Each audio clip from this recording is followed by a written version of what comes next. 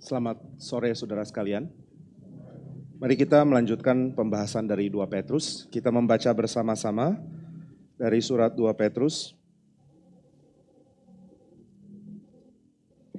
Kita akan melihat di pasalnya yang kedua. Kita akan lihat 2 Petrus pasal yang kedua ya. Kita akan membaca dari ayat yang ke-20 sampai 22. 2 Petrus 2 ayat 20 sampai 22. Saya akan bacakan bagi kita semua. Sebab jika mereka oleh pengenalan mereka akan Tuhan dan Juru Selamat kita, Yesus Kristus, telah melepaskan diri dari kecemaran-kecemaran dunia, tetapi terlibat lagi di dalamnya, maka akhirnya keadaan mereka lebih buruk daripada yang semula. Karena itu bagi mereka adalah lebih baik jika mereka tidak pernah mengenal jalan kebenaran daripada mengenalnya, tetapi kemudian berbalik dari perintah kudus yang disampaikan kepada mereka. Bagi mereka cocok apa yang dikatakan peribahasa yang benar ini. Anjing kembali lagi ke muntahnya dan babi yang mandi kembali lagi ke kubangannya. Saudara, mari kita berdoa sekali lagi. Bapa di surga, kami merindu mendengar firman-Mu, dan jika apa yang Tuhan firmankan menggugah kami, memberikan kami pandangan untuk kembali kepada Tuhan, kami sungguh bersyukur. Sebab Tuhanlah yang memberikan kepada kami berkat sehingga kami boleh mengenal Tuhan. Dan Tuhanlah yang senantiasa memelihara kehidupan iman kami. Bukan karena kami mempunyai hikmat dan kekuatan yang memampukan kami bertahan di dalam Tuhan, tetapi karena Tuhanlah yang memampukan kami dengan menyatakan firman, dengan memberkati melalui pemberitaan yang Tuhan terus nyatakan. Kiranya Tuhan berkenan tolong kami, sehingga apa yang Tuhan mau sampaikan, tegurankah, atau penghiburan, atau apapun ya Tuhan, kami siap menerimanya. Kami mau belajar menjadi anak-anak-Mu yang mendengarkan Engkau, menjadi hamba-hamba yang siap untuk melakukan apa yang Tuhan mau, sehingga kami membuka telinga kami untuk mendengarkan suara-Mu. Kiranya Roh Kudus bekerja menurut belas kasihan dari Allah Bapa kami, yang menyatakan kepada kami Kristus, penebus dan juru selamat, sehingga melalui pekerjaan Roh Kudus kami dapat makin mengenal Tuhan yang sudah menyelamatkan kami. Berkatilah kami, berikan kami iman yang bertumbuh karena firman. Tolong kami ya Tuhan, dalam nama Tuhan Yesus kami berdoa dan bersyukur. Amin. Saudara, di dalam pembacaan kita hari ini ada pesan yang sekarang beralih dari para guru palsu, kemudian sekarang teguran beralih kepada jemaat. Seperti apa jemaat yang mendengar guru-guru yang palsu itu, apa yang menjadi kekurangan sehingga apa yang palsu justru menjadi nikmat di dalam telinga orang-orang ini. Di dalam ayat yang ke-20 dikatakan, jika mereka sudah mengenal Tuhan, berarti mereka melepaskan diri dari kehidupan yang lama. Lalu mereka balik lagi, mereka kembali ke dalam kecemaran yang lama. Maka keadaan mereka akan lebih buruk. Di dalam ayat 21 dikatakan lebih baik mereka tidak mengenal jalan kebenaran, daripada mengenalnya kemudian berbalik dari perintah kudus yang disampaikan kepada mereka. Nah, di sini tentu ada tekanan yang unik. Saudara, kalau membaca di dalam surat Paulus menekankan tentang keadaan di dalam Kristus, baik bangsa Israel maupun bangsa-bangsa lain. Siapa beriman kepada Kristus, mereka menjadi milik Kristus. Siapa yang ada di dalam Tuhan, mereka akan menikmati ditopang oleh Tuhan. Mereka akan menikmati berada di dalam Kristus. Mereka menikmati berada di dalam Roh. Roh Kudus menyatukan mereka dengan Kristus. Tentu ini gambaran yang sangat indah. Di dalam tradisi reform kita percaya bahwa pembenaran itu adalah pekerjaan Allah Tritunggal. Pembenaran bukan pekerjaan kita. Kita dijadikan benar oleh karena Allah berkarya melalui pilihan dari Bapa, kemudian penggenapan lewat perendahan diri dari Sang Anak, dan juga kesatuan dengan Sang Anak di dalam anugerah Sang Bapa melalui pekerjaan Roh Kudus. Nah, tentu kita bisa tarik dari situ bahwa siapapun yang sudah ada di dalam Kristus tidak akan dilepaskan oleh Dia. Ini tema yang saudara bisa lihat di dalam surat Roma. Surat Roma menekankan hal ini. Siapa yang sudah ada di dalam Tuhan, dia milik Tuhan. Entah dia orang Israel kah, entah dia orang Yunani kah, entah dia orang dari bangsa manapun, jika dia ada di dalam Tuhan, dia milik Tuhan. Jika dia beriman kepada Kristus, dia menjadi milik Tuhan.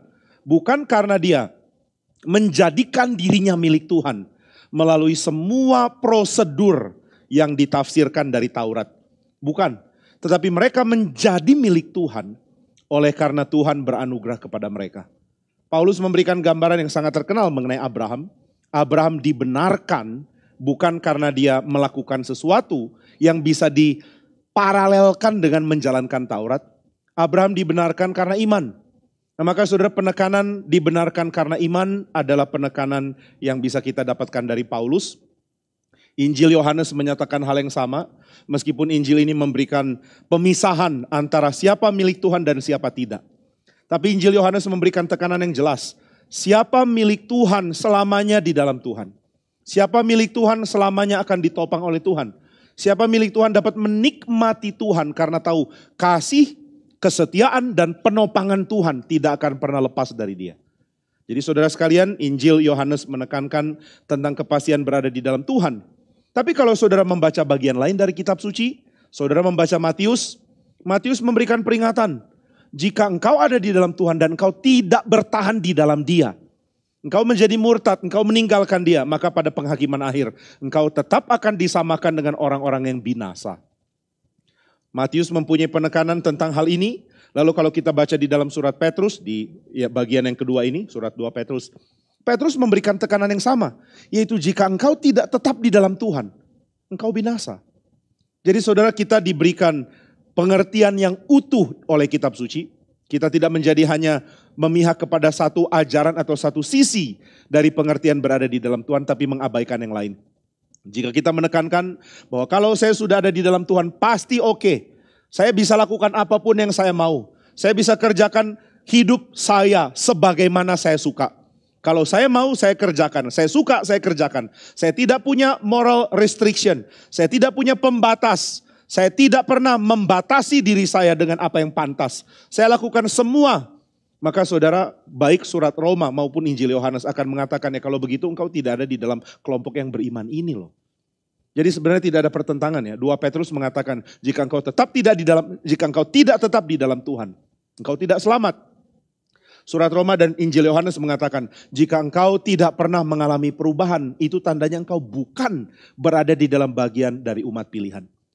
Namun 2 Petrus dan juga Injil Matius memilih untuk menekankan kembali peringatan bahwa kamu tidak boleh terbuai dengan penipuan diri yang mengatakan saya selamat, padahal saya tidak mengalami perubahan apa-apa. Baik Injil Matius maupun surat Petrus merasa perlu untuk menegur kembali kenyamanan yang kita tafsirkan sebagai antinomian. Kita pernah bahas tentang ini ya. Orang-orang yang merasa tidak ada aturan pun oke. Saya bisa hidup sembarangan dan Tuhan tetap akan mengasihi saya. Tuhan tidak mungkin buang saya. Tidak ada penghakiman. Tuhan sudah mencintai saya dan saya hanya akan kenal cinta Tuhan dari awal saya percaya Tuhan sampai saya mati. Ini merupakan ajaran yang merusak. Karena saudara, tidak ada orang yang setelah menerima Tuhan tidak berubah secara radikal hidupnya. Tidak ada orang yang setelah mengenal Tuhan tidak digerakkan oleh pengenalan akan Tuhan. Pengenalan akan Tuhan bukan informasi kecil. Sama seperti saudara mendengar ada kemungkinan bencana alam besar. Tidak mungkin membuat saudara tetap stabil. Tidak mengalami perubahan, tidak merencanakan sesuatu di depan. Kalau saudara mendengar kemungkinan ada gunung meletus, dan saudara tinggal di sebuah desa di dekat gunung atau di dekat tempat di mana lava atau lahar akan mengalir ke situ. Saudara tidak mungkin tenang. Saudara tidak akan membiarkan berita itu membuat saudara tetap menjalani hidup sehari-hari. Berita besar akan menuntut reaksi besar. Hal penting tentang Tuhan tidak mungkin diterima dengan cara yang tenang, dengan cara yang biasa-biasa saja. Itu sebabnya melunakkan berita Alkitab adalah sesuatu yang sangat dosa sekali, bahaya. Membuat berita Alkitab menjadi sesuatu yang tenang, tidak berdampak, hanya sekadar informasi yang masuk pikiran dan menambah pengetahuan, itu merupakan kesalahan besar. Firman Tuhan tidak bisa diberitakan dengan cara yang sangat tenang dan juga penuh dengan kedangkalan seperti itu. Ketika saudara memahami Alkitab dan mendengarkan berita Injil, saudara akan menyadari bahwa ini berita yang menuntut saudara berubah hidup. Bukan cuma menambah informasi. Oh, saya sekarang tahu 1-2 hal tentang Tuhan. Sekarang aku mengerti tentang Tritunggal. Sekarang aku mengerti tentang apa yang Tuhan lakukan untuk menyelamatkan saya. Saudara, pengertian ini bukan pengertian yang simple, yang gampang. Kalau saudara membaca dari kitab suci, saudara akan menyadari bahwa segala berita yang berkait tentang Tuhan menuntut perubahan hidup. Saudara pernah mendengar perkataan dari Tuhan Yesus tentunya di dalam Injil Matius yang mengatakan jika kamu mau jadi pengikutku dan kau cinta keluargamu lebih daripada cintaku, engkau tidak layak untuk aku. Jika engkau tidak benci orang-orang sekelilingmu, engkau tidak layak untuk aku. Lalu bagi orang-orang yang mengutamakan Tuhan, dalam tanda kutip, dan mengatakan saya tidak peduli keluargaku, saya tidak peduli orang-orang sekelilingku, aku cinta hanya Tuhan. Tuhan mengatakan hal yang keras sekali. Jika engkau memberikan persembahan, lalu engkau mengingat persembahan dan tidak mengingat keluargamu, tidak mengingat orang-orang di sekelilingmu, tidak mengingat engkau harus memelihara keluargamu, maka engkau bukan milikku. Semuanya secara radikal diberikan peringatan.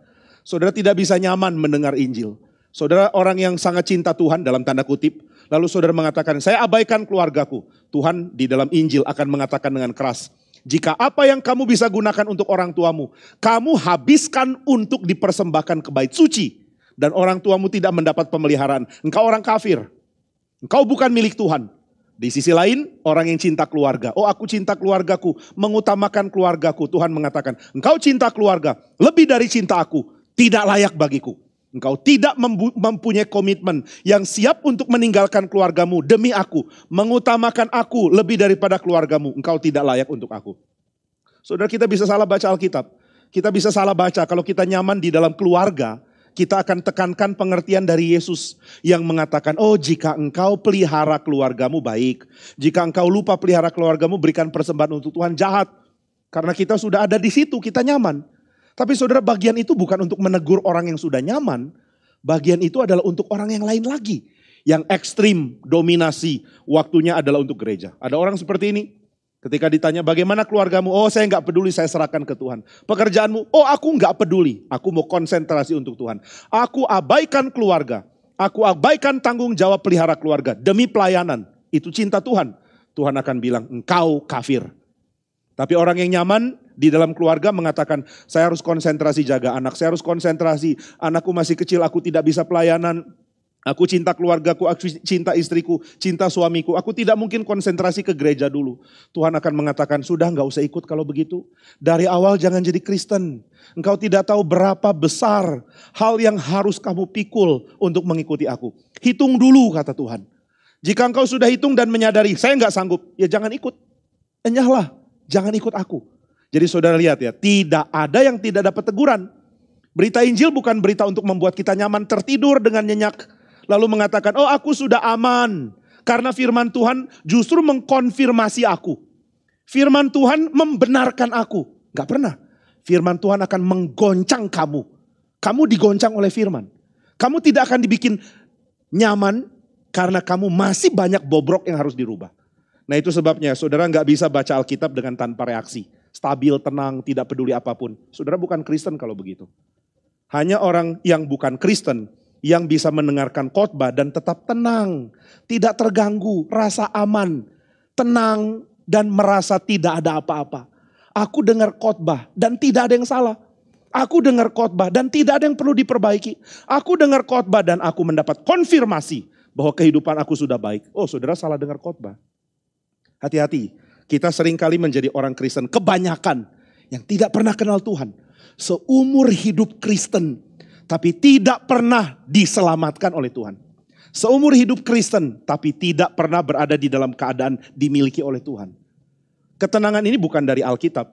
Ketenangan, kepastian, keselamatan bagi orang yang tidak pernah digerakkan untuk cinta Tuhan. Tidak mungkin dari kitab suci. Itu pasti dari setan. Dari kuasa jahat yang mengatakan, sudah ya kamu sudah hidup Kristen baik-baik. Kalau dengar Alkitab ingat orang lain perlu ditegur, kamu tidak. Kamu sudah baik, lihat, saya sudah orang reform, saya sudah orang yang mengikuti Tuhan, sudah amanlah. Biar firman Tuhan menegur orang lain tapi bukan saya. Saudara hati-hati ya, Alkitab akan seimbangkan dengan teguran yang sangat diperlukan untuk orang-orang seperti ini. Nah maka saya hari ini akan membahas siapa sih orang-orang yang akan mudah jatuh ke dalam ajaran guru palsu. Ini termasuk tentu peringatan untuk kita juga. Yang merasa aman di dalam kepastian keselamatan padahal tidak pernah diselamatkan. Mendengarkan dusta dari hamba Tuhan yang palsu langsung ikut. Mendengarkan kalimat-kalimat yang menyenangkan yang membuat dia membuang segala hal yang tadinya dia miliki di dalam pertobatan dan kesungguhan ikut Tuhan. Akhirnya membuat dia hilangkan semua itu. Dia adalah murid yang palsu. Murid palsu akan kena pada guru palsu. Murid yang tidak sejati akan mengikuti guru yang palsu juga. Nah maka saudara, setelah Petrus memberikan peringatan keras kepada guru palsu, di dalam ayat-ayat yang terakhir di pasal 2, dia mengingatkan ada orang-orang yang sangat keras. Orang-orang yang bebal kalau pakai bahasa Amsal. Di dalam bagian akhir Paulus mengutip Amsal. Di dalam pasal yang ke-26 ya, Amsal mengingatkan orang bebal itu kalau dikasih hikmat, itu seperti anjing yang kembali ke muntahnya. Saudara, kata itu anjing kembali ke muntah dan orang bebal dengar hikmat.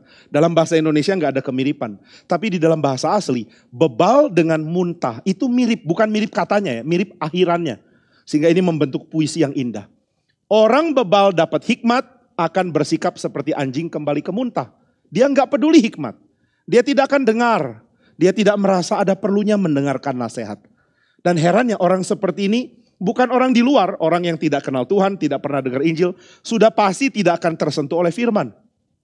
Tapi yang dipermasalahkan oleh hikmat, oleh kitab Amsal, adalah ada orang-orang yang meskipun dengar ajaran berarti dia benar-benar mendengarkan, ada pengajaran dan dia terima. Kalau di dalam keadaan normal dia akan datang ke gereja, mungkin dia akan dengarkan dan dia ya duduk dan buka telinga. Tapi tidak pernah berubah. Orang seperti ini orang bebal. Nah saudara, di dalam Amsal ada pembagian. Ada orang bebal, ada orang berhikmat. Ada orang bodoh, ada orang bijak. Siapa orang bijak? Siapa orang yang berhikmat? Siapa orang bebal? Siapa orang bodoh? Itu diberikan batasan yang jelas. Kitab Amsal mengatakan yang membuat orang bebal ditunjukkan, dimunculkan sebagai bebal adalah ketika dia dengar hikmat, dia tidak merasa hikmat itu penting. Dia tidak merasa bahwa kehidupan yang baru itu sesuatu yang bisa dengan serius dijalani. Dia akan kembali ke dalam keadaan yang lama. Dan kitab Amsal mengatakan ini seperti seekor anjing yang muntah. Lalu pergi kemana-mana cari makan gak dapat, dia balik lagi ke muntahnya. Dia cari kemana-mana tidak mendapatkan apa yang perlu untuk isi perutnya. Dan dia balik ke sesuatu yang sudah dia muntahkan lebih dulu. Menjijikan. Saudara dengar kata anjing aja bagi orang Yahudi itu sangat menjijikan. Tidak ada anjing di dalam komunitas orang Yahudi. Sehingga binatang ini, binatang yang dinajiskan oleh mereka tidak mungkin bisa dibahas dengan pengertian positif. Selalu akan negatif. Nah jadi saudara sekalian, di dalam kitab suci diingatkan kembali. Engkau bisa merasa nyaman, tenang, dikasihi oleh Tuhan, berada di dalam Dia. Jika engkau pun membalas kasihnya. Jika responsmu setelah mendengarkan cinta kasih Tuhan adalah pertobatan, perasaan hati yang hancur, terharu, dan mau kembali kepada Tuhan. Lalu merasa perlunya untuk terus-menerus dikoreksi oleh Tuhan. Calvin mengatakan sesuatu yang melampaui Luther. Luther mengatakan engkau dibenarkan, engkau tahu Tuhan sudah terima engkau. Calvin mengatakan di dalam buku 3, engkau dibenarkan, engkau tahu engkau perlu constant need of repentance. Kamu tahu kamu perlu secara konsisten bertobat. Konsisten diperbaiki, konsisten bertumbuh, konsisten didengarkan firman dan berubah karenanya. Konsisten. Nah saudara, keperluan ini adalah keperluan orang yang diselamatkan. Orang yang diselamatkan menyadari perlunya diperbaiki. Bukan merasa aman terus mendengarkan, oh kamu sudah diselamatkan, sudah selamat bukan karena perbuatan, kamu sudah diselamatkan. Terus menerus didengungkan itu.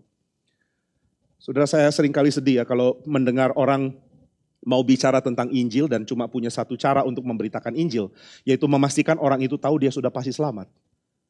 Ini Luther pun gak begitu sebenarnya ekstrimnya kalau saudara lihat. Kitab suci tidak mengajarkan kita mempunyai tugas untuk benar-benar memastikan orang tahu dia selamat. Gak ada gunanya. Yang saudara perlu lakukan adalah memastikan orang itu tahu dia dicintai Tuhan. Ini hal yang beda ya. Orang yang tahu dia dicintai Tuhan akan tahu dia selamat, tapi bagi dia itu hal kecil. Orang yang dicintai Tuhan akan tahu dia selamat, tapi dia tidak akan anggap itu sebagai hal paling utama. Orang yang dicintai Tuhan akan sibuk mencintai Tuhan. Sehingga cintanya kepada Tuhan karena digairahkan oleh cinta Tuhan kepada dia. Melampaui kesenangan sudah pasti selamat. Karena kata selamat itu sangat abstrak dan tidak personal. Jika kita tidak menerima itu sebagai pernyataan cinta Tuhan. Seringkali kita membayangkan Allah itu sebagai Allah yang memutuskan perkara. Secara netral tanpa perasaan. Kamu bersalah, tok, neraka. Kamu bersalah, tapi kamu sudah cuci dosamu. Tok, surga. Raja yang netral. Pokoknya kalau kamu benar, saya selamatkan kamu. Kalau kamu salah, saya buang kamu ke neraka. Lalu dikatakan, oh kita tidak selamat karena perbuatan, tapi karena Kristus. Maka sang Allah ini akan memberikan penghakiman lagi. Kamu di dalam Kristus, tok, selamat. Kamu di luar Kristus, tok, dibuang. Gak ada perasaan. Ini bukan hakim yang digambarkan oleh kitab suci. Di dalam kitab suci dikatakan sang Bapa ini mengenal milik dia, memanggil milik dia, menyiapkan keselamatan bagi mereka karena dia mencintai mereka. Maka saudara, Injil sebenarnya adalah berita baik bahwa Tuhan itu murah hati kepadamu. Atau perkataan dari Luther yang sangat mengharukan ya, dia mengatakan apa itu Injil? Dia mengatakan Injil adalah memberitahu jawaban atas pertanyaan, how can I be sure that God is gracious to me? Bagaimana saya bisa tahu kalau Allah itu bermurah hati kepada saya? How can I be sure? Dari mana saya bisa pasti? Gimana bisa tahu kalau Allah bermurah hati kepada saya? Dan Luther mengatakan inilah Injil. Injil menjawab pertanyaan ini. Tuhan bermurah hati kepadamu karena Kristus rela mati bagimu. Tuhan bermurah hati kepadamu, dia mencintai engkau. Dan saudara mendengarkan cinta akan merespons dengan cinta. Nah ini tanda saudara milik Tuhan. Gak ada orang respons dengan cara, oh asik saya sudah pasti selamat, puji Tuhan. Thank you ya Tuhan. Saudara, ketika seseorang mencintai seorang lain, misalnya seorang laki-laki mau pacaran dengan seorang perempuan. Lalu perempuan itu mengatakan, saya akan memberikan kamu kepastian pernikahan. Itu dengan dingin, dengan perkataan, pokoknya saya putuskan akan menikah dengan kamu. Itu gak memuaskan. Dia akan tanya, apakah engkau cinta saya? Saya mengasihi engkau. Bagaimana engkau berespons dengan kasih itu? Jika aku menyatakan kasihku kepadamu, engkau respons apa kepada aku? Nah ini loh yang sebenarnya dinyatakan di dalam kitab suci. Jika engkau tahu Tuhan mengasihi engkau, jika engkau tahu Tuhan bermurah hati kepadamu, hidupmu berubah. Hidupmu berubah. Engkau tahu Allah bermurah hati kepadamu. Engkau tidak pernah menemukan murah hati seperti ini. Alasan kenapa orang Kristen tidak digerakkan hatinya kayak batu. Mirip binatang kembali ke muntah. Itu yang dikatakan oleh kitab suci. Anjing kembali ke muntah. Ini orang-orang yang tidak pernah tahu Tuhan mencintai dia. Maka dia tidak pernah tergerak terhadap apa yang Tuhan nyatakan. Dia gak peduli. Kenapa harus peduli? Aku adalah anjing yang kembali ke muntah kok. Kalimat kasar tapi itu yang dikatakan Amsal. Orang bebal tidak pernah tersentuh oleh firman. Orang bebal tidak pernah merasa ada gairah kalau Tuhan mencintai. Orang bebal cuma berada di dalam batas, ya sudah saya sudah selamat. Nanti mati akan ada tempat yang senang. Tempat senang itu gak ada guna kok. Saya senang karena Tuhan, bukan karena tempat. Maka orang yang tidak pernah membalas cinta Tuhan dengan cinta, dia bukan milik Tuhan. Dia bukan milik Tuhan. Itu sebabnya di dalam surat 2 Petrus dikatakan, jika mereka oleh karena pengenalan akan Tuhan, bertobat dalam tanda kutip, kembali kepada Tuhan dalam tanda kutip, menjadi pengikut Tuhan, dipertanyakan dulu. Apa engkau benar-benar mengerti apa yang engkau ikuti? Siapa yang engkau ikuti? Mengapa engkau mau jadi Kristen? Apa alasanmu jadi Kristen? Saya minta saudara hari ini harus jawab ini dengan jelas ya. Mengapa engkau Kristen? Apa yang bikin engkau Kristen? Jawaban pertama, papa mama Kristen. Saya di keluarga Kristen. Dari kecil sudah Kristen. Memang Kristen satu-satunya opsi. Saya tahu agama lain sesat masuk neraka. Saya tahu Kristen akan selamat. Cuma itukah? Adakah pertambahan pengetahuan? Adakah gairah ingin kenal Tuhan? Adakah kerinduan untuk mau tahu apa yang Tuhan nyatakan? Kalau tidak, tidak ada guna saudara dilahirkan di dalam keluarga Kristen, bertradisi Kristen dan mengaku identitas Kristen. Begitu ajaran palsu datang, telingamu akan terbuka dan mengatakan, nah ini yang bagus. Daripada khotbah yang keras-kerasan lebih baik ini. Ya saudara nggak baca Alkitab bagian yang keras. Maka saudara tidak tahu bahwa Tuhan bisa berbicara dengan keras oleh karena kasih-Nya. Dan kita akan mengatakan, oh kalau begitu saya mau ikut Tuhan, tapi ya saya pilih-pilih ya. Nanti kalau ada kemungkinan lebih baik untuk mengenal Tuhan di dalam ekspresi yang baru, teologi yang baru, atau aliran yang baru, saya akan ke sana.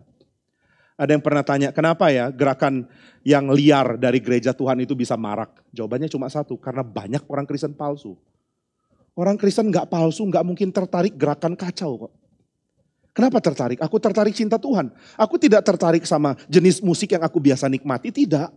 Aku tidak tertarik karena setting dari sebuah gereja akan menjadi sama dengan kebiasaan anak-anak muda. Aku gak peduli itu. Aku mencintai Tuhan. Aku ingin kenal Dia. Aku ingin tahu siapa Dia. Aku ingin dibawa dekat kepada Dia. Sudahkah itu ada pada kita? Apakah kita nyaman di dalam keadaan Kristen yang biasa-biasa saja? Apakah kita nyaman berada di dalam keadaan Kristen yang sudah jadi identitas biasa, sama biasanya dengan segala hal normal yang saudara alami? Saya orang Kristen itu sama dengan saya tinggal di RT berapa, RW berapa. Saya orang Kristen itu sama dengan saya tinggal di kota apa. Kamu orang Kristen? Iya. Menurutmu Kristen itu bagaimana? Ya Kristen lah. Sama kayak agama lain toh. Cuma bedanya saya pilih Kristen. Karena Kristen katanya pasti ke surga. Nah saudara, siapa engkau? Mengapa engkau Kristen? Perlu dijawab. Apakah engkau Kristen karena memang tradisi Kristen? Pernahkah ada saat di dalam hidupmu engkau mengatakan, saya mesti ambil keputusan, saya Kristen atau bukan. Dan jangan pikir Kristen itu adalah identitas main-main. Yang bisa saya ambil tanpa pertimbangan serius, keputusan serius, pikiran serius. Saudara tidak akan menikah dengan memperlakukan seorang yang mau menikahi saudara dengan simple kan. Gak mungkin ada orang WA saudara lalu mengatakan, wah saya single, kamu single, besok nikah yuk. Lalu saudara jawab, jangan besok lah, minggu depan aja. Pernikahan tidak ditangani dengan cara seperti ini. Pernikahan adalah pergumulan serius yang diambil keputusannya dengan matang dan jelas. Nah demikian juga dengan menjadi Kristen. Mari pikir, selama ini saya Kristen karena apa? Apa yang bikin saya Kristen? Apa yang saya cari di dalam kekristenan? Apakah yang saya cari itu membuat saya rela merubah haluan hidup saya? Atau tidak? Maka hal pertama yang menjadikan orang Kristen adalah ya identitas keluarga. Keluarga sudah begitu, maka saya juga begitu. Tidak heran ketika kekristenan model aneh ditawarkan, orang ini akan pindah. Oh ternyata ada Kristen yang seru. Kenapa ya? Kekristenan harus identik dengan seru. Sekarang adalah zaman seru. Ini dikatakan oleh seorang namanya Carl Trueman. Carl Trueman mengatakan sekarang ini tidak lagi orang menilai dengan benar, salah, atau baik, buruk. Baik, buruk, benar, salah sudah lewat. Sekarang adalah seru atau enggak. Saudara nggak pernah tanya, atau ya bukan saudara, saya harap bukan kita di sini, meskipun tentu firman ini untuk menegur kita juga. Banyak orang yang akan menilai segala sesuatu berdasarkan seru atau tidak. Gimana hidupmu? Seru. Gimana ibadahnya? Seru. Bagaimana permainannya? Seru. Bagaimana harimu? Seru. Kalau nggak seru saya nggak mau. Seru itu apa sih? Tapi saudara di dalam kitab suci ditekankan mana baik, mana salah. Pilih yang baik. Mana benar, mana salah, maaf. Pilih yang benar. Mana baik, mana jahat. Pilih yang baik. Dan itu diabaikan. Sekarang kita tidak lagi menilai di dalam kategori baik, jahat, benar, salah. Sekarang kita menilai di dalam kategori seru atau tidak. Orang pilih tempat kebaktian karena apa? Karena seru. Benar atau enggak, itu enggak penting. Baik atau jahat, oh enggak penting. Yang penting adalah seru atau tidak. Nah maka saudara, ini penyakit pertama. Orang menjadi Kristen karena ya identitasnya sudah given lah. Papa mama Kristen, saya Kristen, seluruh keluarga Kristen. Saya enggak akan pernah mau jadi agama lain karena lihat mereka begitu jelek dalam pandangan saya. Nah ini yang pertama ya. Lalu yang kedua, orang menjadi Kristen karena apa? Mungkin dia tadinya beragama lain lalu jadi Kristen. Ada orang-orang juga, ada kelompok yang menjadi Kristen. Karena ada tawaran menggiurkan yang membuat segala hal yang dia desire, yang dia inginkan dipenuhi oleh agama ini. Kekristenan yang membuat desire-ku terpenuhi. Nah orang Kristen model ini adalah orang Kristen yang juga akan dengar ajaran guru-guru palsu dan merasa senang. Dan menjadi tersesat karenanya. Orang-orang ini adalah orang-orang yang mengatakan, saya memang mencari kok. Saya mencari agama yang bisa bikin saya senang. Yang bisa bikin pencarian saya dipenuhi. Yang bisa membuat desire-ku, keinginanku, gairahku, kerinduanku dipenuhi. Adakah agama lebih baik dari Kristen? Oh tidak. Kekristenan menawarkan ini. Kekristenan memberikan kepada saya apa yang saya mau. Saya cari dan saya dapat di dalam kekristenan. Tapi saudara pertanyaannya, waktu kita mencari sesuatu yang ditawarkan oleh kekristenan, pencarian kita adalah pencarian fasik. Orang bebal tidak bisa berubah di dalam dirinya. Lalu mencari hal-hal di luar untuk menyesuaikan dengan dirinya. Aku adalah standar yang tak berubah dan lingkungan harus mengikuti aku. Aku adalah the unmoved mover, penggerak yang tidak digerakkan. Dan yang lain harus menyesuaikan dengan saya. Nah ini yang kita bisa lakukan di dalam kekristenan kita yang palsu. Kita bisa mengatakan biar yang lain sesuaikan dengan saya. Biar keadaan cocok dengan saya. Saya tidak akan berubah. Saya mencari harta, kekristenan tawarkan harta, saya mau. Saya mencari pasangan, kekristenan tawarkan pasangan, saya mau. Saya cari penerimaan, saya cari sukses, kekristenan tawarkan itu, saya mau. Saya cari lari dari penderitaan, kekristenan tawarkan itu, saya mau. Kekristenan adalah alat untuk mencapai apa yang saya rindukan, yang saya gairahkan. Saudara, ketika kekristenan memuaskan orang-orang seperti ini, sudah pasti kekristenan itu kekristenan palsu. Dan sudah pasti orang-orang ini adalah orang-orang palsu juga. Karena mereka tidak pernah ingin diubah, mereka cuma ingin dipuaskan. Mereka tidak mau dikoreksi itu adalah hal yang asing. Mereka cuma ingin dikonfirmasi. Mereka sangat senang kalau khotbahnya menyanjung, karena itulah posisi yang dia cari. Mereka akan senang ketika khotbah itu memberikan kenyamanan, karena dia tidak merasa ada yang perlu dirubah dari dia. Saudara pernah dengar tentunya cerita tentang seseorang yang ada kotoran di wajahnya, lalu dia pergi kemanapun dia mencium bau yang aneh bau kotoran itu, ya karena ada di wajahnya. Kemana-mana dia pergi dia cium bau kotoran. Ke sini bau kotoran, ke situ bau kotoran, lalu dia merasa seluruh dunia itu penuh dengan kebusukan. Kenapa dunia penuh dengan kebusukan? Karena kemana-mana saya pergi saya cium kotoran. Ya saudara, dia lupa bahwa kotoran yang dia cium berasal dari mukanya, dia nggak tahu bahkan. Sehingga tidak ada tindakan korektif yang dilakukan, dia cuma lihat dunia dan dia merasa parah. Dunia kok bau begini ya? Saya mau pindah, saya nggak mau tempat ini, bau kotoran, pindah. Saya tidak mau tempat kedua, bau kotoran, pindah. Saya tidak mau tempat ketiga, bau kotoran. Ketika ada orang koreksi, mungkin bukan tempat yang problem, mungkin kamu yang problem. Dan orang ini akan mengatakan, enggak, saya memang enggak bisa menemukan tempat yang baik. Semua salah, semua jelek, semua buruk. Loh saudara, orang ini punya problem. Dan dia tidak melihat problem itu ada di dalam dirinya. Dia proyeksikan problem itu keluar. Nah maka saudara, ketika orang seperti ini, kalau kita ambil contoh ya, adalah orang yang kita paralelkan dengan kekristenan palsu, ya mirip. Kekristenan palsu pun akan memikat orang-orang yang tidak mau dirubah. Orang-orang yang cuma mau dikonfirmasi. Yang salah pasti lingkungan, yang salah pasti sekelilingku, aku kurang nyaman hidupnya. Bisakah kekristenan bikin hidupku lebih nyaman lagi? Nyaman karena apa? Nyaman karena kurang harta. Oh bukan, kamu tidak nyaman karena kurang harta. Nggak bisa, jangan koreksi saya. Saya sudah tahu kalau saya nyaman dengan harta banyak. Maka kalau kekristenan tidak bisa tawarkan itu, saya nggak mau jadi Kristen lagi. Nah saudara, tentu ajaran Kristen yang ngaco, yang ngawur, yang menawarkan bahwa kalau kamu ikut Tuhan, apa yang kamu minta Tuhan akan berikan. Akan memikat orang ini. Ini kelompok yang kedua. Nah saudara, lalu kelompok yang ketiga adalah kelompok yang mungkin menjadi Kristen dengan benar, menjadi Kristen dengan baik, menjadi Kristen dengan ingin mempelajari ajaran-ajaran yang benar. Tapi kemudian dirinya dipenuhi dengan segala teori pengajaran, konsep, pikiran yang dia senangi untuk dia miliki.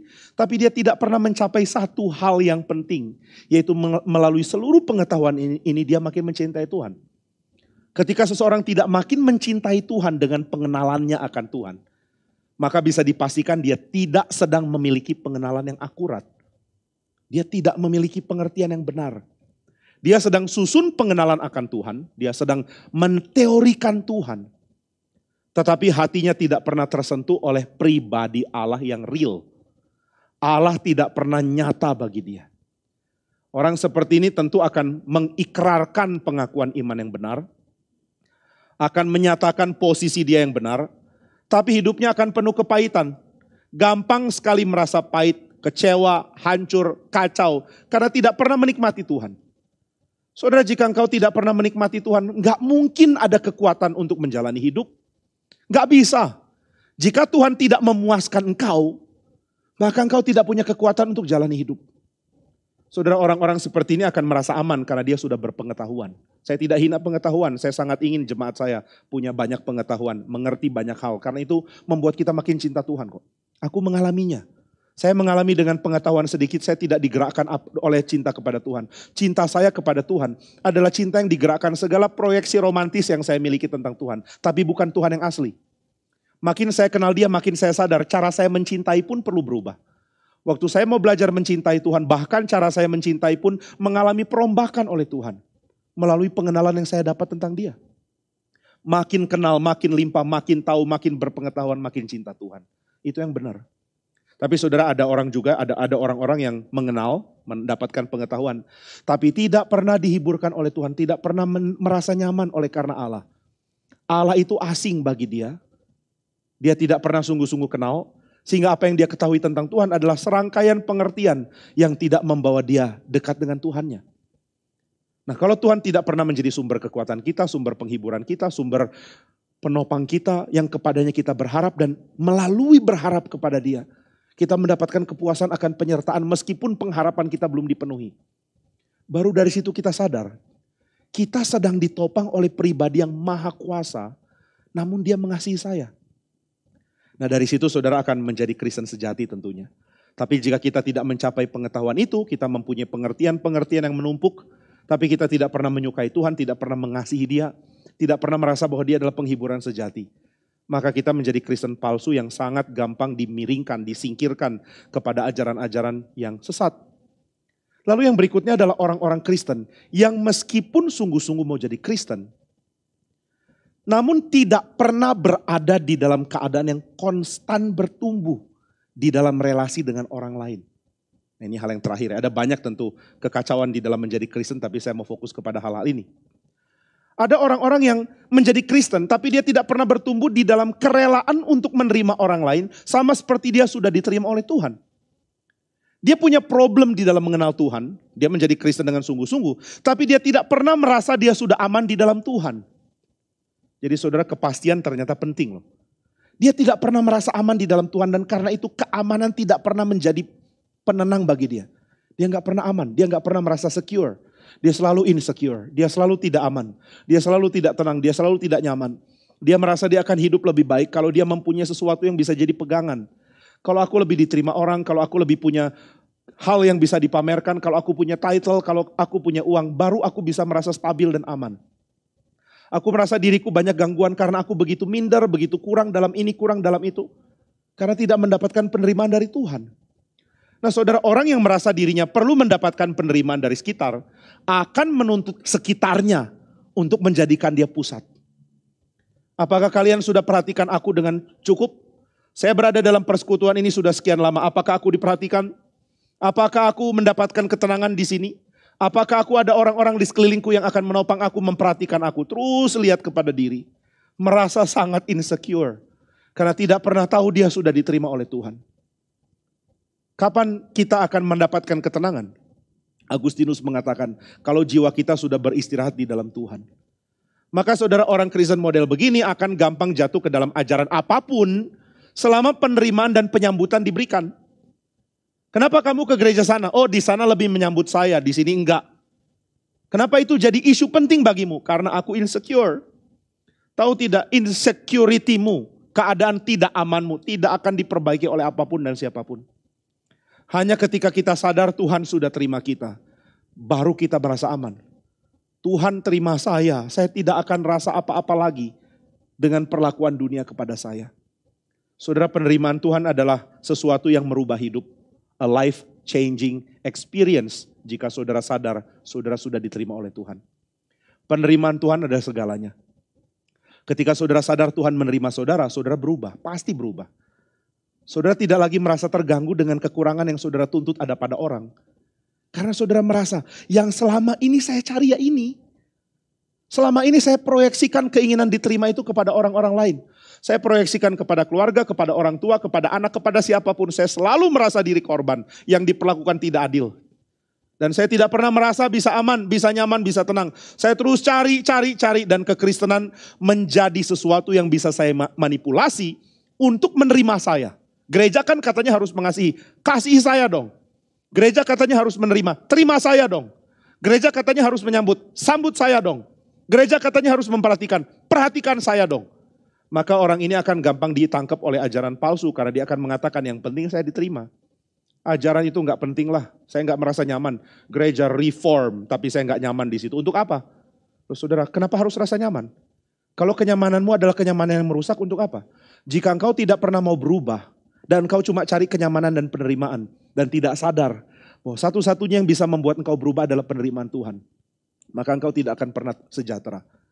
Ketika saudara merasa diterima dan ajaran dari gereja itu kacau, saudara makin jauh dari Tuhan tapi makin nyaman. Makin jauh dari Allah sejati tapi makin nyaman di dalam komunitas yang menerima. Itu sebabnya banyak orang tidak merasa terlalu perlu mendengarkan ajaran Alkitab bilang apa saya enggak peduli. Yang penting saya ada di dalam komunitas orang yang menerima saya. Nah saudara, dari contoh-contoh tadi mari kita refleksi ya. Kita coba cari diriku ada di mana. Mengapa aku Kristen? Apakah aku Kristen karena identitas yang given sudah begitu dari awal? Atau saya Kristen karena saya cari sesuatu? Atau saya Kristen karena saya kurang nyaman di dalam identitasku, di dalam penerimaan? Atau saya jadi Kristen karena saya ingin cari sesuatu dan kekristenan menawarkan? Kenapa saya Kristen? Di dalam kitab suci satu-satunya alasan yang bisa dibenarkan untuk seseorang menjadi Kristen adalah ketika Roh Kudus menyentuh hati dia dan pengenalan akan Tuhan menjadi manis bagi dia. Ini kalimat dikatakan oleh Jonathan Edwards. Jonathan Edwards mengatakan ketika Roh Kudus menyentuh engkau, merubah kamu. Pengenalan akan Tuhan menjadi begitu indah bagi kamu. Pengenalan apa? Pengenalan dari kitab suci. Pengenalan dari segala penjelasan yang saya bagikan tadi misalnya. Pengenalan dari seorang hamba Tuhan sejati yang membagikan firman. Saudara, di dalam Second Helvetic Confession, di dalam pengakuan iman Helvetic yang kedua, dikatakan bahwa orang Kristen sejati memperlakukan Alkitab dan khotbah sebagai firman Tuhan. Alkitab itu firman Tuhan dan khotbah juga firman Tuhan. Khotbah itu bukan cuma sekadar interpretasi atas firman. Selama yang berkhotbah adalah hamba Tuhan yang saudara tahu dipanggil Tuhan, tentu di dalam tradisi yang benar ya, saudara nggak bisa bilang seseorang dipakai Tuhan, dipanggil Tuhan, tapi gerejanya tidak bercokol ke dalam gereja yang sudah dipakai Tuhan di dalam masa-masa yang lalu. Tidak ada penjelasan doktrinal, tidak ada pengertian Alkitab, orang itu bukan hamba Tuhan. Tapi jika seseorang membagikan firman, maka segala kesulitan untuk menikmati itu adalah sesuatu yang bermasalah dari diri saya. Itu adalah sesuatu yang bersumber dari diri saya. Ada problem dalam diri saya, sehingga saya tidak bisa terima firman Tuhan. Ada sesuatu dalam diri saya, sehingga saya bukan menjadi murid yang dengar firman. Saya menjadi orang yang tidak nyaman dengan pernyataan firman karena saya terus menghakimi. Saya akan melihat pengkhotbah dan tidak pernah lihat Tuhan. Saya akan dengarkan suara manusia dan tidak pernah dengar Roh Kudus berbicara kepada saya. Itu problem. Nah jadi saudara sekalian, Jonathan Edwards mengatakan, ketika Roh Kudus menyentuh hatimu, merubah kamu, engkau akan menjadi orang yang menyenangi setiap pengenalan akan Tuhan. Kau akan belajar mencintai Dia. Cinta kepada Tuhan adalah respons yang muncul dari segala pengenalan yang Tuhan mau bagikan kepada kita. Lalu apakah hanya itu? Tidak, ada yang kedua. Edwards mengatakan, kecintaan saya kepada Tuhan akan ditunjukkan dengan kecintaan untuk menata hidup. Pertobatan adalah menata hidup. Saya akan cinta hidup yang baik. Saya akan cinta hidup bertanggung jawab. Saya akan cinta mempertanggungjawabkan keuangan dengan benar. Saya akan cinta keadilan. Saya akan cinta berelasi dengan orang lain dengan baik. Saya akan cinta kesetiaan di dalam pernikahan. Saya akan cinta pengekangan diri. Saya akan cinta hidup suci. Saya akan cinta memperlakukan alam dengan benar. Saya akan cinta memperlakukan sesama dengan benar. Oh semuanya. Jadi saudara sekalian, kecintaan kepada Tuhan akan membuat kita mencintai hidup. Harap mengerti bahwa dosa membuat kita muak terhadap hidup. Kita benci hidup, kita nggak peduli hidup. Dan kadang-kadang kekristenan yang palsu menawarkan jalan, sudah nggak usah cintai hidup. Yang penting kamu mati masuk surga, selesai. Nggak usah mencintai tanggung jawab, nggak penting. Yang penting Tuhan mencintai kamu. Saudara, kehidupan Kristen yang sejati tidak bisa terpecah. Allah kita adalah Allah yang menciptakan segala sesuatu. Allah kita juga adalah Allah yang memanggil kita untuk segala sesuatu yang sudah Dia ciptakan itu. Nah itu sebabnya kekristenan sejati adalah kekristenan yang mengajarkan kasih Tuhan. Dan yang merespons pengajaran itu dengan mengasihi Dia. Dan kasih yang diberikan kepada Dia adalah kasih yang akan dibagikan, kasih yang akan membuat kita mencintai hidup, mulai menata hidup. Jika engkau mencintai Tuhan, engkau akan cinta hidupmu. Dan kalau engkau cinta hidupmu, you will do something with your life. Kamu akan lakukan sesuatu dengan hidupmu. Kamu tidak akan biarkan pekerjaan yang berdosa kamu jalani. Kamu tidak akan biarkan hidup tidak bertanggung jawab kamu jalani. Kamu tidak akan jalani hidup yang reckless. Kamu tidak akan jalani hidup yang sembarangan. Kamu akan cintai hidup. Hidupmu, hidup sesamamu, hidup yang engkau nikmati sehari-hari. Dunia yang engkau hadapi akan menjadi dunia yang engkau belajar untuk cintai. Bukan cinta kuasa dan dosanya ya. Tapi cinta dunia di dalam pengertian penciptaan Tuhan. Saudara mulai mencintai hidup, mulai mencintai orang lain dan mulai mencintai apa yang Tuhan kerjakan di dalam diri orang lain. Ada seorang memberikan kesaksian di dalam kebangunan rohani yang dipimpin oleh timnya Jonathan Edwards. Dia mengatakan, setelah saya mengenal Tuhan, saya mulai belajar untuk mencintai hidup di sekeliling saya. Ini adalah seorang perempuan yang sangat sadis, judes dan gak pernah ingin bersosialisasi dengan siapapun. Dia gak bisa mengatakan hal yang baik tentang siapapun. Semua kalimat yang dia katakan kepada orang adalah makian atau negatif, pokoknya kalimat jelek semua. Dia pintar melihat bobrok yang kecil di dalam diri orang yang baik. Ini skill yang luar biasa ya, Pak Stephen Tong pernah kasih contoh kepada kita, dia tunjukkan kertas, lalu dia kasih satu coretan kecil. Yang kamu lihat pertama kali apa? Coretan kecilnya kan? Kamu gak lihat putih yang besarnya, kamu lihat coretan kecil. Nah ini yang perempuan itu lakukan, tiap lihat orang lihat coretannya. Kamu buruk di sini, kamu bobrok di sini, kamu jelek di sini, dan dia negatif sama semua orang. Kemudian dia menjadi Kristen, ya dia sudah Kristen tapi dia merasa dia disentuh oleh firman. Dia merasa bahwa satu-satunya yang baik sama dia cuma Tuhan. Ini kalimat bahaya ya. Satu-satunya yang baik sama saya cuma Tuhan. Hanya Tuhan yang baik, yang lain tidak. Maka dia menjadi Kristen yang membuat dia seolah mengenal Tuhan, tapi membuat dia lebih sombong dari orang Farisi. Aku sudah kenal Tuhan, orang lain itu jahat semua. Saya membenci semua yang lain. Lalu satu kali dia ikut kebangunan rohani. Dan di dalam kebangunan rohani yang dipimpin oleh Jonathan Edwards, kalau saya nggak salah ya, Edwards sendiri, bukan tim bukan yang lain. Dia bertobat, dia baru sadar dari khotbah itu. Bahwa ternyata mengenal Tuhan membuat dia menyukai Tuhan, mencintai dia. Dan cinta itu akan berlimpah dalam hidupnya.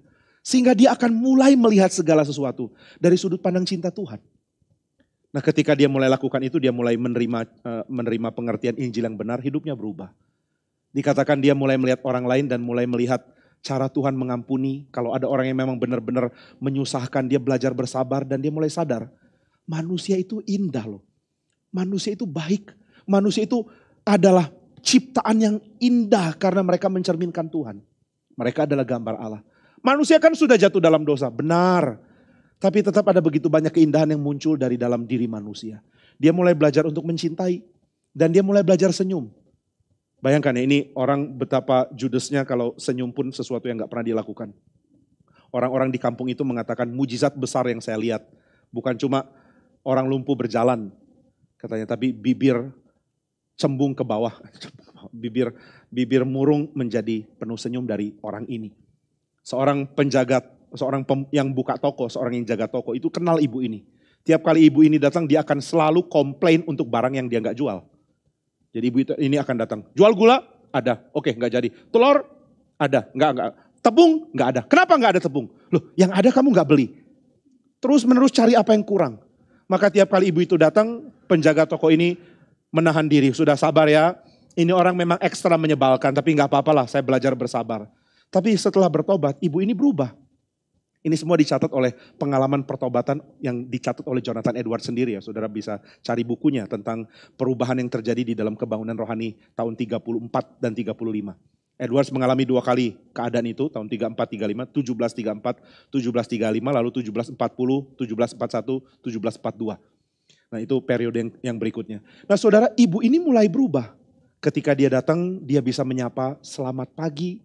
Bayangkan berapa jahatnya ibu ini dulu. Ngomong selamat pagi pun bikin orang kaget. Selamat pagi, hah? Kamu menyapa saya kah? Dengan senyum lagi. Selamat pagi, engkau bisa senyum? Wah semua orang kaget. Dia mulai memperhatikan orang lain, dia mulai belajar untuk mengampuni, mengasihi, menjadi bantuan bagi yang lain. Dan ini sangat mengherankan. Tapi tidak berapa lama setelah dia bertobat, dia kena penyakit di dalam pencernaannya. Yang membuat dia kesulitan makan. Badannya menjadi sangat kurus, lalu dia harus makan, harus dimasukkan ke dalam dia dengan bantuan. Karena tenggorokannya gak bisa lagi menelan. Keadaan dia sangat sulit, tapi senyum gak pernah hilang dari wajahnya. Maka orang-orang mengatakan ini namanya pertobatan.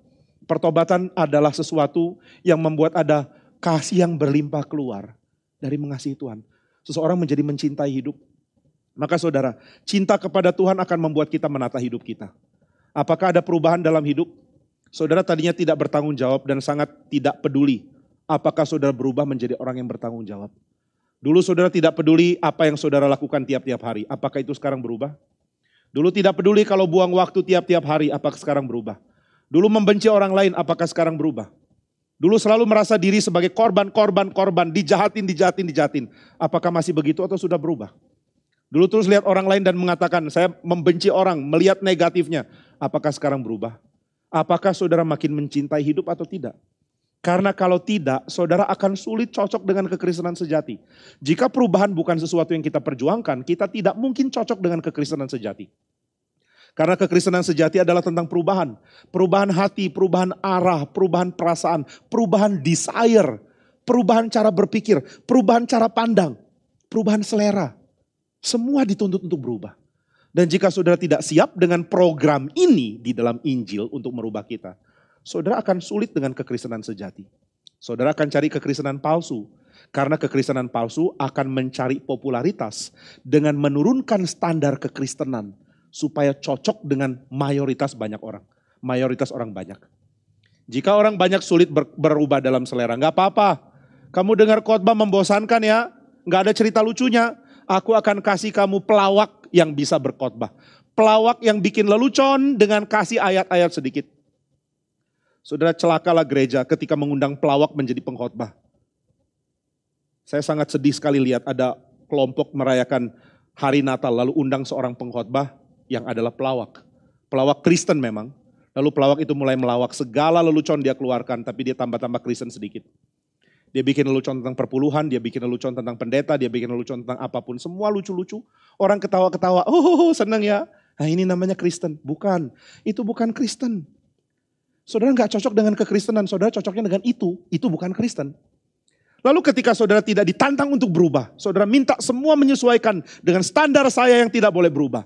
Saudara sulit cocok dengan Kristus. Karena Kristus adalah sang pribadi kedua dari Tritunggal yang rela jadi manusia. Demi menunjukkan kasihnya supaya engkau berubah. Jika kasih sebesar Kristus tidak menyentuh hatimu. Dan kau tidak merasa perlu berubah setelah mendengar kasih itu. Saya gak tahu apa lagi yang bisa bikin kau berubah. Tidak ada agama bisa bikin kau berubah karena tidak ada agama yang mengajarkan pribadi Allah yang rela menjadi manusia. Seorang penebus yang adalah Allah berinkarnasi untuk menunjukkan kasih. Pameran kasih paling besar adalah dari Allah. Pameran kasih paling besar adalah dari Kristus. Jika itu tidak menggerakkan kau, apalagi yang bisa menggerakkan? Apalagi yang bisa dilukiskan di depanmu untuk membuat hatimu berubah? Maka saudara sekalian, Petrus mengingatkan bahwa guru-guru palsu memang bahaya. Tapi yang bikin mereka bahaya adalah banyak Kristen palsu berkeliaran di dalam gereja. Orang Kristen yang buka telinganya untuk kesesatan. Itu sebabnya dia mengatakan lebih baik mereka tidak pernah mengaku diri mereka Kristen. Daripada mengatakan saya sudah Kristen tapi kembali hidup di dalam kebobrokan yang lama. Untuk apa jadi Kristen? Nah, maka saudara sekalian, orang-orang Kristen seperti ini adalah orang-orang Kristen yang tetap hidup di dalam hawa nafsunya yang lama. Hawa nafsu itu bisa banyak hal ya. Melampiaskan keliaran seksual kah? Melampiaskan keinginan untuk jadi kaya, keserakahan. Melampiaskan keinginan untuk menjadi utama, apapun itulah sama. Ini adalah hawa nafsu yang akan dimiliki oleh kita semua sebelum kita jadi Kristen. Dan hawa nafsu yang akan merongrong kita kembali.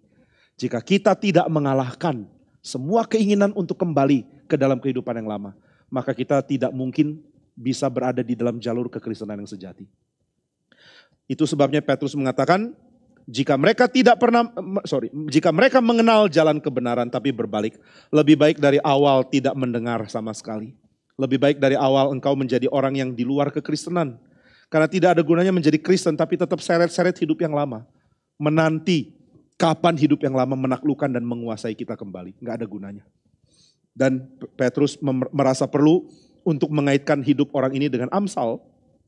Bagi mereka cocok apa yang dikatakan peribahasa yang benar ini. Anjing kembali lagi ke muntahnya dan babi yang mandi kembali lagi ke kubangannya. Sudah bersih, kotor lagi.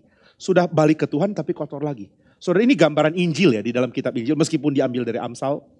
Beberapa kali Yesus Kristus memberikan teguran bagi orang-orang yang sudah melakukan apa yang katanya Kristen, tapi tidak pernah sungguh-sungguh berada di dalam keadaan waspada, mewaspadai dosa dan kecenderungan lama. Salah satu kisah yang paling populer yang Yesus Kristus bagikan adalah mengenai seorang yang dirasuk roh jahat. Lalu dikatakan roh jahat itu keluar dari dia, lalu mengembara di padang gurun. Roh jahat itu tidak menemukan tempat untuk berhenti. Maka dia mengajak 7 roh lain yang lebih jahat untuk masuk ke orang itu dan keadaan orang itu lebih buruk dari semula. Ini salah satu peringatan yang Yesus berikan. Roh jahat ada padamu, roh jahat meninggalkan kau, datang 7 roh jahat yang lebih jahat. Lalu keadaan orang itu lebih buruk. Ya saudara, kalau saudara bingung ini artinya apa? Coba lihat konteks luasnya. Konteks luas dari bagian itu adalah Tuhan Yesus sedang menegur dosa dari orang-orang yang merasa hidupnya suci. Tuhan Yesus menegur orang-orang yang merasa bahwa dia sudah meninggalkan hidupnya yang lama. Tapi dia masuk di dalam dosa yang lain. Yaitu merasa kerohaniannya sudah utuh. Dirinya sudah baik, sudah sempurna, sudah utuh. Dan kesempurnaan rohani itu yang dicerminkan dengan angka 7. Jadi saudara ketika dikatakan ada 7 roh yang lebih jahat masuk. Ini bukan berarti orang itu tadinya kerasukan 1 jam dalam 1 jam dalam sehari, sekarang dirasuki roh, dia 7 jam kerasukan dalam sehari. Bukan ya. Yang dimaksudkan adalah orang ini merasa dia sudah bertobat, tapi dia jatuh dalam kesombongan. Dia jatuh dalam keadaan merasa sudah baik.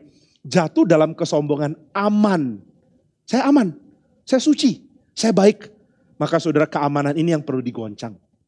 Petrus mengatakan, hati-hati jangan sampai engkau menjadi anjing yang kembali ke muntahnya dan babi yang mandi kembali lagi ke kubangannya. Mari kita waspada tentang hal ini. Ini yang ditekankan oleh Petrus. Kekristenan penuh dengan orang-orang yang gampang sekali beralih. Tidak punya kekokohan di dalam mengikut Tuhan. Bagaimana kalau begitu menjadi orang Kristen yang bisa berpegang kepada Tuhan? Apa yang harus saya lakukan? Saya tahu Roh Kudus yang bekerja, tapi apa bagianku? Apakah saya tinggal pasrah? Kalau saya memang milik Tuhan, biar Tuhan yang menangkan saya. Kalau tidak, ya sudah. What can I do? Apa yang harus saya lakukan untuk menjadi orang Kristen sejati? Menjaga diri saya dari godaan kekacauan pengajaran Kristen saat ini. Caranya adalah saya akan bagikan secara ringkas untuk menjadi bagian akhir dari khotbah ini. Di dalam surat Petrus, Petrus menekankan tentang berada di dalam Tuhan, lalu memulai setiap pergumulan menjadi Kristen di dalam titik awal tiap-tiap hari. Saya coba jelaskan pengertian ini ya. Saudara menjadi orang Kristen yang menyadari bahwa dengan menjadi Kristen saya satu dengan Tuhan. Saya adalah orang yang menikmati dimiliki oleh Tuhan. Dan karena itu secara kepemilikan aku milik Dia. Karena saya milik Dia, saya harus koreksi hidup tiap-tiap hari. Saudara, ini sebenarnya sudah dibagikan Petrus di bagian awal suratnya.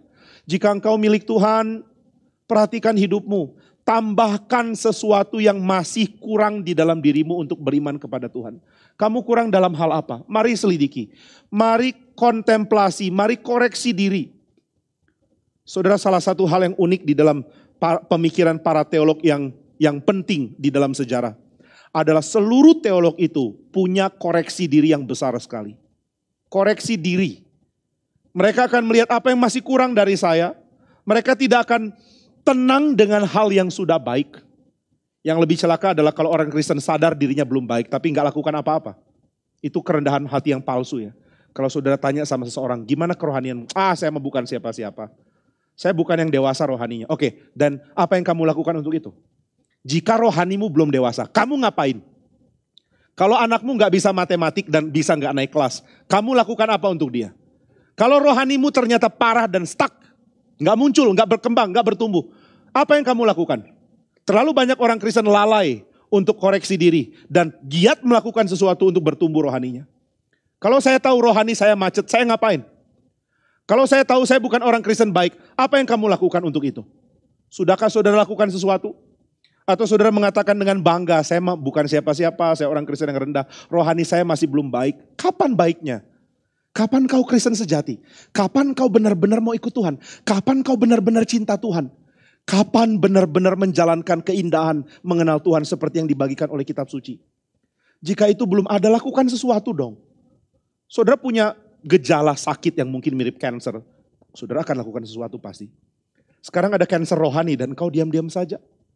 Maka ini hal yang pertama, Petrus mengatakan di bagian awal, tambahkan kesalehan. Jika engkau merasa sudah memiliki iman, tambahkan kesalehan. Engkau merasa sudah punya kesalehan, tambahkan lagi kasih akan sesama. Sudah punya kasih akan sesama, tambahkan lagi kasih akan orang-orang lain. Tambahkan. Masih kurang apa? Apa yang kurang dalam dirimu? Hasil refleksi kita waktu merenung, pasti ada yang kurang yang kita temukan.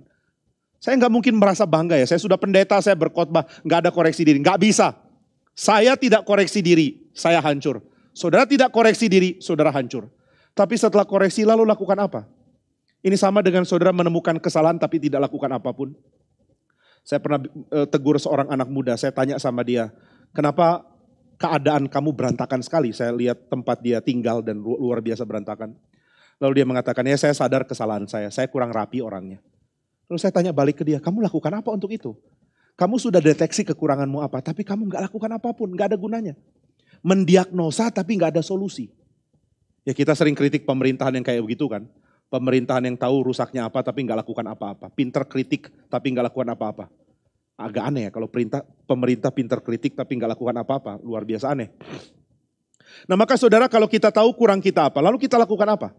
Petrus mengatakan itu di awal, jika engkau sudah ada di dalam Tuhan, berbagian di dalam natur ilahi, maka engkau harus sungguh-sungguh menambahkan apa yang masih kurang. Apakah kita sudah lakukan itu? Itu hal yang pertama. Lalu hal yang kedua, semua penambahan itu, koreksi atau apapun itu, membuat kita makin gentar di hadapan Tuhan. Saudara bertumbuh dengan cara makin mau sujud di hadapan Tuhan. Kerohanian yang baik adalah kerohanian dari seseorang yang bertumbuh di dalam iman, bertumbuh di dalam kasih, bertumbuh di dalam kekudusan, tapi tetap sujud, bahkan sujud lebih gentar dan lebih takut di hadapan Tuhan. Allah yang makin mulia menggentarkanku justru ketika aku bertumbuh di dalam iman. Kalau saya makin bertumbuh, saya akan makin gentar, saya akan makin sujud. Saya akan merasa diri saya kecil, saya akan terus rasa Tuhan itu besar. Saudara, Yohanes Pembaptis punya kerohanian yang sangat baik yang dikutip di dalam Injil Yohanes. Dia harus makin bertambah dan aku harus makin berkurang. Gimana caranya dia bertambah, aku berkurang? Ya ketika kerohanian kita bertumbuh. Ketika saudara makin bertumbuh, saudara akan melihat diri saudara makin kecil dan Tuhan makin besar. Kalau Tuhan besar dan diri saya kecil, saudara akan berbahagia kok. Loh, kenapa bisa bahagia, Pak? Karena saudara akan menikmati sesuatu di luar saudara. Menikmati Allah yang di luar saudara, yang besar itu. Saudara, yang bikin orang menjadi stres dan tertekan hidupnya adalah karena dirinya terlalu besar. Dia tidak bisa menikmati sesuatu di luar dirinya. Semua tentang dirinya, itu benar-benar kerdil. Nah, ketika saudara belajar untuk mengenal Tuhan yang besar, merasa diri saudara kecil, di situ saudara akan berlimpah di dalam pertumbuhan imanmu, di dalam mengenal Tuhan. Ini hal yang kedua. Hal pertama, usahakan untuk bertumbuh. Yang kedua adalah engkau bertumbuh dengan benar jika engkau makin rasa dirimu kurang dan makin rasa Tuhan itu agung dan besar. Ini hal yang kedua. Lalu hal yang ketiga yang juga ada di dalam surat Petrus adalah saudara menjadi makin ingin untuk akurat. Sesuatu yang tidak rasa diperlukan ya. Saudara makin ingin untuk akurat. Petrus mengatakan hal ini. Engkau harus perhatikan baik-baik nubuat. Ini yang dikatakan di dalam bagian sebelumnya kita sudah bahas. Nubuat kitab suci tidak boleh ditafsirkan menurut kehendak sendiri. Kamu harus tahu mana tafsiran yang diterima gereja, mana tafsiran ngawur dari diri sendiri. Sudahkah engkau akurat di dalam mengenal Tuhan? Akurat di dalam memahami kitab suci? Ada begitu banyak wahyu, begitu banyak khotbah, begitu banyak tafsiran diberikan. Sudahkah saya memiliki akurasi, ingin tahu dengan benar apakah ini ajaran sejati atau bukan? Saya ingin tahu, bagaimana bisa tahu? Saya akan kejar. Saudara, pengetahuan begitu diremehkan di dalam kekristenan modern ini. Sehingga banyak kali pengajaran palsu berkuasa dengan sangat bebas. Karena orang Kristen tidak kritis, orang Kristen begitu lemah di dalam membedakan mana benar mana salah. Kita mempunyai kelemahan yang besar di dalam mendeteksi apakah ajaran ini dari Tuhan atau tidak. Dan kita oke dengan itu. Kita tidak tahu ketika harta sejati sedang dibagikan dan kita tidak tahu kapan kepalsuan ajaran manusia yang sedang dibagikan. Kita nggak ngerti itu. Kita menikmati pendusta, kita menikmati setan, kita menikmati ajaran palsu. Dan kita muak dengan firman Tuhan. Hati-hati ya saudara, karena mengerti yang benar perlu akurasi tentunya. Kalau saudara baca di dalam di dalam kitab Perjanjian Baru, perdebatan di dalam di dalam kitab Kisah Rasul misalnya, adalah perdebatan yang menuntut akurasi. Menurutmu apa yang harus dilakukan kepada bangsa-bangsa bukan Yahudi? Apakah mereka sunat atau tidak? Kenapa tidak? Kalau tidak apa alasannya? Ada argumen yang jelas. Di dalam surat Kisah Rasul juga ketika Festus mengatakan, Paulus kamu gila, ilmumu yang banyak bikin kamu gila. Waktu Paulus ada di penjara ya, saudara tahu kisah ini. Paulus menjawab Festus dengan mengatakan, tidak Festus yang mulia. Saya menyatakan kebenaran dengan teratur. Orang yang akurat akan melihat keteraturan argumen yang Paulus bagikan. Paulus menyampaikan dengan teratur. Nah saudara, kitab suci menuntut kita untuk mempelajarinya dengan sungguh-sungguh. Mari kejar itu. Saya tidak mengatakan kita harus sempurna di dalam pengetahuan, bukan itu. Tapi keinginan untuk memahami secara akurat itu sangat penting. Saudara tidak akan bisa bedakan mana yang benar, mana tidak. Jika kerinduan, jika pergumulan, strive, perjuangan untuk menjadi akurat memahami firman itu tidak ada. Mari belajar ya, mari belajar untuk ingin tahu lebih banyak, ingin tahu lebih baik, ingin tahu lebih sungguh apa yang kitab suci nyatakan. Lalu yang berikutnya, yang terakhir untuk hari ini, saudara adalah Kristen sejati. Kalau apa? Kalau saudara mulai menikmati mengenal firman, dan karena saudara mulai melihat, saudara akurat memahami firman, dan saudara mulai melihat ternyata ini adalah kunci untuk memahami hidup. Saudara makin jelas mengerti hidup, karena akurasi menafsirkan firman. Kalau itu nggak ada ya, saudara seperti merasa jelas memahami hidup. Kadang-kadang saudara dan saya bisa berpikir kita sudah jelas memahami hidup karena kita mereduksi pengertian tentang hidup. Udah hidup jangan rumit-rumit, yang penting ini gitu kan. Cuma satu kunci untuk menjalankan seluruh aspek hidup. Itu reduktif sekali loh. Udah hidup itu jangan rumit, yang penting kerja keras. Tapi saudara nggak pernah menafsirkan kerja keras itu apa. Kerja keras itu maksudnya meskipun capek tetap kerja. Yakin begitu ya? Apakah benar ini yang dimaksudkan? Nah saudara, banyak kali ya kita menafsirkan hidup secara reduktif. All you need is love misalnya. Apa yang kau perlu? Pokoknya cinta. Cinta itu apa? Bagaimana mempraktekannya? Apakah saya sudah mencintai? Jika yang diperlukan itu cinta, di mana tempat yang lain? Adakah tempat untuk penghakiman? Bagaimana mengerti cinta dan juga mengerti keadilan misalnya? Oh, ada banyak hal yang Alkitab coba jelaskan. Untuk kita sadar hidup kita itu limpah. Tapi hidup kita jadi rumit jika tidak ada kunci untuk memahaminya. Nah, saudara akan menikmati Tuhan ketika saudara makin akurat memahami kitab suci. Dan akurasi memahami kitab suci memberikan terang bagi saudara melihat hidupmu sendiri. Hidup saudara mulai terang, mulai jelas. Saudara mulai sadar apa yang kurang tertata, apa yang masih hancur, apa yang masih rusak. Karena terang kitab suci. Saudara bahagia sekali kalau ada di situ. Ini harta kekristenan yang indah. Saudara akan mendapatkan pengertian justru karena saudara berjuang untuk memahami apa yang Alkitab nyatakan. Nah, harap kita boleh berada di dalam keadaan kekristenan sejati. Sehingga ajaran yang akan muncul apapun itu. Ajaran model apapun yang menyimpangkan kita dari pengenalan akan Tuhan. Akan lewat dan kita tetap teguh berdiri di dalam kebenaran. Kiranya Tuhan menyertai saudara sekalian, mari kita berdoa.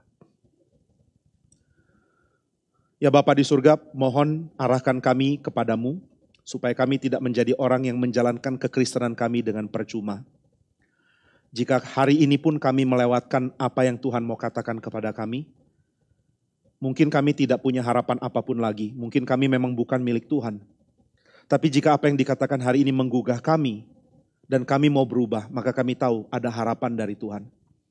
Tolong Tuhan, jangan biarkan satupun dari kami yang mendengar firman ini terbukti adalah orang binasa yang tidak pernah mengenal Tuhan.